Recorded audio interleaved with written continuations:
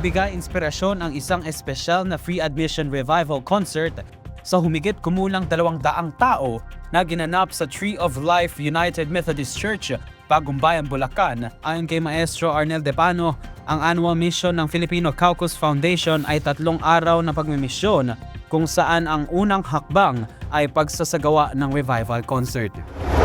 Kami po ay sumusuporta sa 3 days na kanilang pagmimisyon dito sa Pilipinas. Unang gabi po ito, yung isang revival concert kasama po ang ating mahal na Obispo San Francisco. At bukas po meron silang medical mission.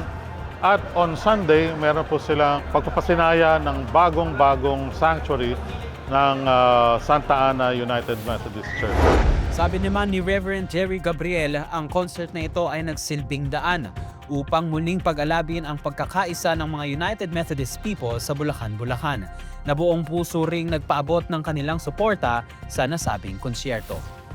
Itong concert na ito ay isa sa mga pamamaraan para muling mapag-alab ang pagkakaisa ng mga United Methodist people dito po sa Bulacan, Bulacan. Sa katunayan, ng mga nandito po ay mayroong 7 iglesia lokal ng Bulacan, Bulacan na nagpahayag ng pagkakaisa para suportahan ang gawaing ito.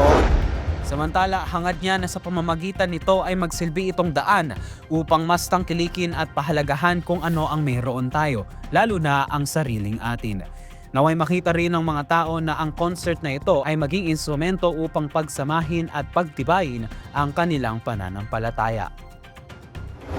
Una ay magkaroon tayo ng revival sa pag-appreciate ng sariling likha ng mga Pilipino, lalong-lalo na sa mga awitin po ng ating mga papuri singers. At gayon din ay makita ng mga taga-Bulacan-Bulacan na mabuti ang pagkakataon na ibinibigay ng Panginoon na magkasama-sama tayo para reaffirm yung ating pananampalataya. Sa ganitong diwa, kapag tayo nagsasama-sama, nakikita natin na mayroong kasiglahan ang bawat isa sapagkat na ipapadama natin hindi lamang yung suporta sa isa't isa kundi maging kung ano ang ihahatid na mensahe sa atin ng Panginoon ngayong gabing ito.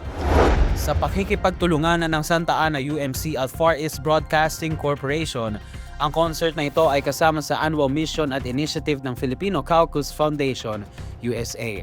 Ito ay naglalayon na makalikom ng malaking pondo upang matulungan ang Santa Ana UMC sa pagtatag ng kanilang bahay-sambahan. Ako si Titus Deirit para sa balitang napapanahon, maaasahan at nagkakaisa sa katotohanan. Ito ang UMC TV News Bites.